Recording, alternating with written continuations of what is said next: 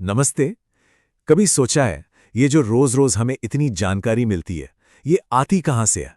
मतलब ये बस ऐसे ही तो नहीं आ जाती, राइट? इसका कोई ना कोई सोर्स तो होता है। तो आज हम इन्हीं छिपे हुए सोर्स यानी इंस्टीट्यूशंस के बारे में जानेंगे। तो सबसे पहले ये समझते हैं कि ये शब्द संस्था या इंस्टीट्यूशन आखिर है क्या। सीधी सी बात है, इंस्टीट्यूशन एक बड़ा जरूरी ऑर्गेनाइजेशन होता है जिसका एक खास मकसद होता है। जैसे यूनिवर्सिटी एक एजुकेशनल इंस्टीट्यूशन है और बैंक एक फाइनेंशियल इंस्टीट्यूशन। और हम आगे देखेंगे कि कैसे यही इंस्टीट्यूशंस उस इंफॉर्मेशन को बनाते हैं, जमा करते हैं और हम तक पहुंचाते हैं जिसका हम रोज इस्तेमाल करते हैं। तो एक सवाल है, जब हम कोई खबर पढ़ते हैं या कोई रिपोर्ट देखते हैं तो क्या हम कभी एक सेकंड के लिए रुककर ये सोचते हैं कि यार ये आई कहाँ से है? मतलब इसका असली सोर्स क्या है? ये इन्फॉर्मेशन असल में पैदा कहाँ हुई? अच्छा, तो इन्फॉर्मेशन को ना एक आइसबर्ग की तरह समझिए। जो हमें दिखता है वो बस ऊपर का छोटा सा हिस्सा है।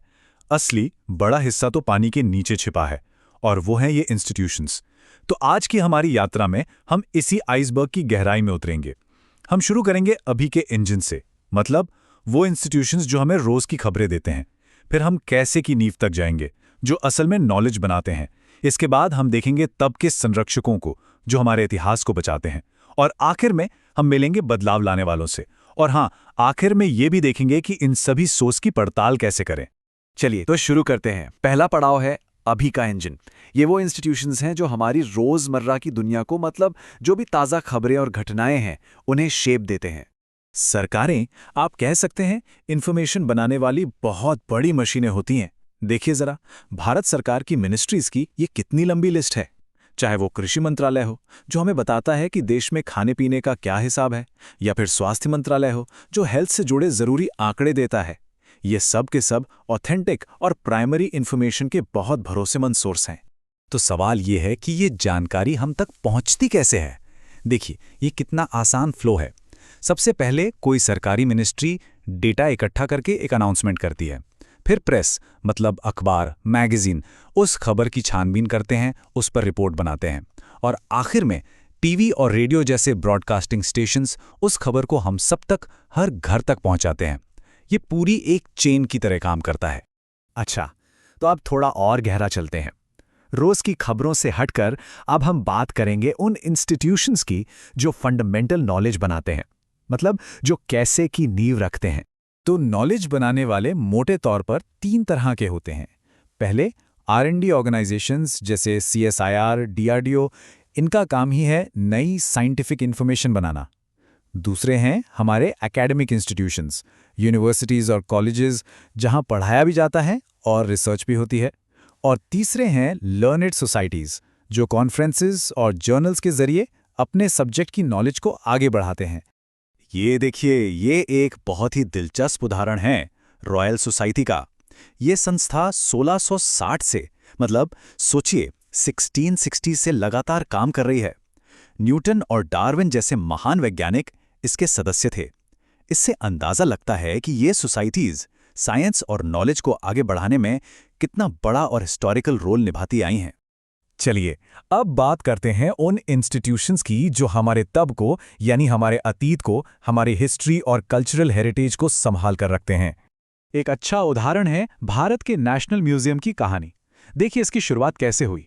1946 में एक कमेटी ने इसका ब्लूप्रिंट तैयार किया। फिर 1949 में इसे राष्ट्रपति भवन में फॉर्मली इनॉग्रेट किया गया।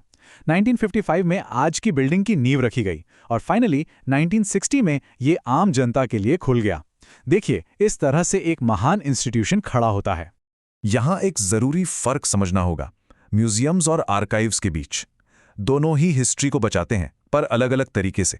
म्यूजियम्स में आपको फिजिकल चीजें मिलती हैं, कलाकृतियां, मूर्तियां, पेंटिंग्स, जबकि आर्काइव्स में हिस्टोरिकल रिकॉर्ड्स रखे जाते हैं, मतलब वो डॉक्यूमेंट्स जो आमतौर पर अनपब्लिश्ड और यूनिक होते हैं, जैसे पुरानी सरकारी फाइलें या चिट्ठियां। और अब आते हैं हमारी आखिरी कैटेगरी पर। ये वो इंस्टीट्यूशंस हैं जो बदलाव लाते हैं, मतलब जो बड़ी बड़ी समस्याओं को सुलझाने और दुनिया को आगे बढ़ाने पर फोकस करते हैं। ग्लोबल लेवल पर देखें तो हमारे पास यूनाइटेड नेशंस जैसी इंटरनेशनल एजेंसीज हैं, जैसे WHO, वर्ल्ड हेल्थ ऑर्गेनाइजेशन, जो दुनिया भर की बीमारियों पर नजर रखता है, या FAO, जो फूड सिक्योरिटी देखता है। ये एजेंसीज इतना ज्यादा डेटा इकट्ठा और शेयर करती हैं कि पूरी दुनिया की पॉलिसीज पर इसका असर पड़ता है। 15 लाख, जी हां, 1.5 मिलियन। ये 2009 का आंकड़ा है कि भारत में करीब करीब इतने एनजीओज यानी नॉन गवर्नमेंटल ऑर्गेनाइजेशंस काम कर रहे थे। ये नंबर ही बताता है कि ये सेक्टर कितना बड़ा है। तो ये एनजीओज आखिर हैं क्या? ये इंडिपेंडेंट वॉलंटरी ग्रुप्स होते हैं जो सरकार से अलग काम करते हैं। ये एनवायरनमेंट से लेकर सोशल वेलफेयर तक हर तरह के मुद्दों पर जमीन पर काम करते हैं और इसी वजह से ये ऐसी जरूरी ऑन द ग्राउंड इंफॉर्मेशन पैदा करते हैं जो कहीं और से नहीं मिल सकती। तो हमने चारों तरह के इंस्टीट्यूशंस को देख लिया। अब इन सब को एक साथ जोड़ते हैं और देखते हैं कि इस पूरी समझ को हम प्रैक्टिकली कैसे इस्तेमाल कर सकते हैं। तो इस पूरी बातचीत का सार क्या है? 3 सबसे जरूरी बातें हैं जो हमें याद रखनी है। पहली, इंफॉर्मेशन बस होती नहीं है, उसे इंस्टीट्यूशंस बनाते हैं। दूसरी, हर तरह के इंस्टीट्यूशन का मकसद अलग होता है। कोई ताज़ा खबरें देता है, कोई रिसर्च करता है, कोई इतिहास बचाता है, तो कोई समाज में बदलाव लाता है। और तीसरी और सबसे ज़रूरी बात, अगर हमें सोर्स का पता हो तो हम उस इंफॉर्मेशन के कॉन्टेक्स्ट को, उसके मकसद को और यहाँ तक कि उसके पॉसिबल बायस को भी बेहतर समझ सकते हैं। तो अब जब ये पूरा लैंडस्केप हमारे सामने साफ है, एक सवाल के साथ इसे खत्म करते हैं। अगली बार जब कोई इंफॉर्मेशन सामने आए तो सबसे पहले किस सोर्स पर सवाल उठाया जाए? सोचिए।